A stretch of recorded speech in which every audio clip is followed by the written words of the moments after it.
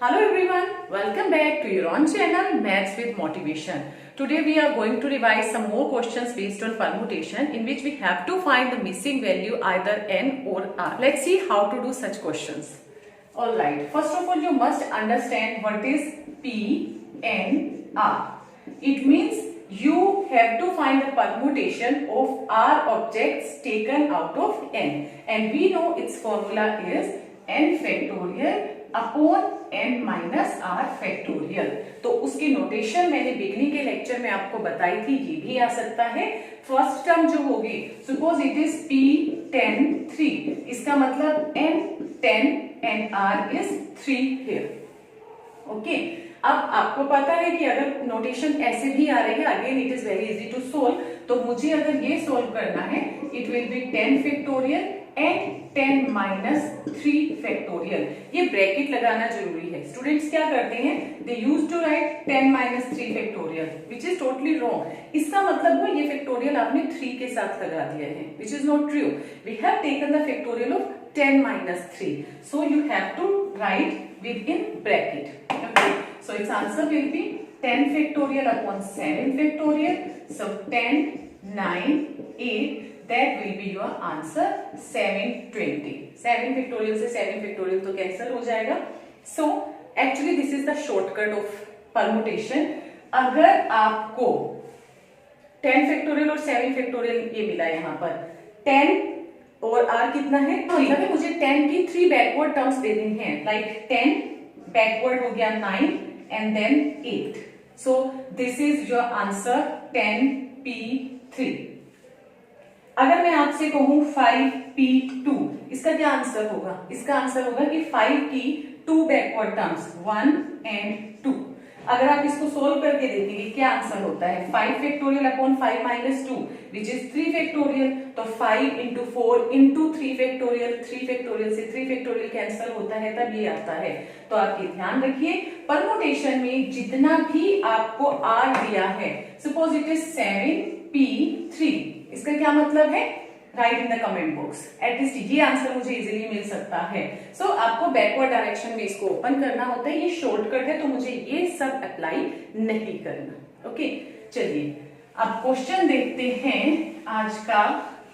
And the question is right, question is find value of n if p n 2 is equal to 7, sorry it is equal to 72। Okay, again आपको पता है इसका मतलब है n factorial upon n minus 2 factorial n r। तो n factorial upon n minus 2 factorial and this is equal to 72। ठीक है, next step क्या है, n फैक्टोरियल और n माइनस 2 में से लार्जर कौन सा है? ऑब्वियस है n लार्जर है। ठीक है, वो यहां से भी, अगर कुछ स्टूडेंट्स हैं वो कई बार इसमें कंफ्यूज हो जाते हैं, हमें कैसे पता लगा क्या है। आप n को एक वैल्यू समझ लो, सपोज n इज 10, कोई भी वैल्यू आप अपने लिए ले लेना। ठीक है, n 10 है तो 10 माइनस 2 कितना बचा, 8 है ना। तो लार्जर क्या हुआ, n हुआ। अब मुझे पता है कि जो प्रोसीजर रहता है लार्जर को स्मॉलर तक एक्सपेंड करना है। जैसे 10 से पहले क्या आएगा, 9, 9 से पहले 8, एक एक कम होता है। n से पहले क्या आएगा, एक कम कर दीजिए तो उसको n माइनस 1 लिखेंगे। उससे पहले क्या आएगा, एक और कम कर दो, एक और कम कर दिया तो n माइनस 2 आएगा। ठीक है, और n माइनस 3 आएगा। तो अगर n में से 1 माइनस करना है 1, 2 तो n minus 2, n minus 3 like this. अब आपके लिए आई थिंक ये इजी है, आपको पता लग गया है सबसे पहले n लार्जर है, एक्सपेंड करना है n माइनस 2 तक। सो n इंटू, उससे पहले आएगा n माइनस 1, उससे पहले आया होगा n minus 2, stop it here, n minus 2 factorial से cancel and this is 72, n into n minus 1। अब इसको सोल्व करने के भी ना 2 मेथड होते हैं, या तो आप इक्वेशंस बनाइए और वहां से सोल्व कीजिए, या इस रिलेशन का ध्यान आपने रखना है, इनमें कितना गैप है दोनों नंबर्स में, 1 का। तो आप 72 के क्या फैक्टर कर सकते हैं जिसमें 1 का गैप हो, 9 इंटू 8, 9 इंटू 8 क्या है, 72, और 9 और 8 में कितने का गैप है, 1 का।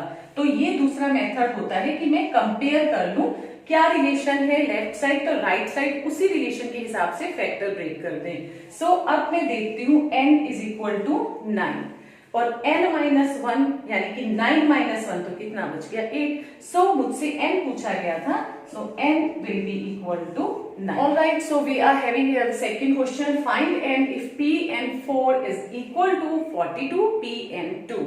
Again, you can go with the same procedure, but let's see how to do this calculation part। जहां आएगा वहां हमें क्या प्रोसीजर अप्लाई करना है।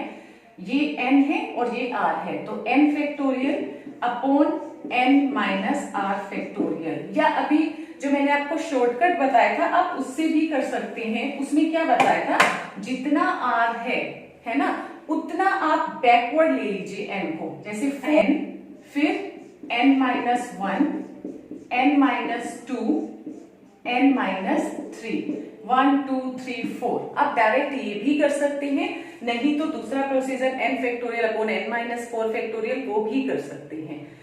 इज इक्वल टू 42 pn2, तो r कितना है यहाँ पर 2, इसका मतलब n को 2 टाइम आपने बैकवर्ड पोजीशन में देना है। फर्स्ट हो गया n और सेकंड हो गया n माइनस 1, हो गए दो फैक्टर, गॉट इट। अब इसमें से क्या कैंसिल हो रहा है, n से n कैंसिल, n माइनस 1 से n minus 1, so n minus 2 into n minus 3, this is equal to 42। ठीक है, यहां पर हम क्वाड्रेटिक इक्वेशन का यूज करेंगे। This is n square minus 5n plus 6, ये 42 इधर आ जाएगा, n equal to 0, n square minus 5n minus 36 equal to 0। What will be the factor, n square minus 9n plus 4n minus 36 equal to 0, n minus 9 plus 4 n minus 9 equal to 0। Okay, and this is n plus 4 into n minus 9 equal to 0. n is 9n minus 4. Is minus 4 possible? No. n permutation में आ रहा है और negative number में हम नहीं लेते हैं permutation. आप ये नहीं कहते हो कि -10 things I have, no, so negative number में नहीं लेना है। सो n will be equal to 9, that is your answer। All right, this is question that you guys need to attempt। If you are having any doubt in this question, then please raise your question। If n plus 3 p6 upon n plus 2 p4 is equal to 14, then you have to find the value of n। अब यही statement और कैसे आ सकती है, if p n plus 3, 6 ratio p n plus 2, 4 is equal to 14 ratio 1, then find n। तो ratio का मतलब वो डिवीजन में चला जाएगा, n plus 3 p6 यानी कि r 6 है, यहाँ r 4 है, इक्वल टू 14 है, इट मीन्स वो 14 अपॉन 1 हुआ, so it can be written as 14 ratio 1। So this is question that you need to attempt. And इसके बाद हम लास्ट टॉपिक करेंगे सर्कुलर परमुटेशन का, that will be the last topic of permutation, and then will go for the combination. Alright, so I am waiting for your solution part. If you are able to do this, please write the answer in the comment box, and we'll meet you in the next class. Till then, have a nice time, stay blessed and stay happy.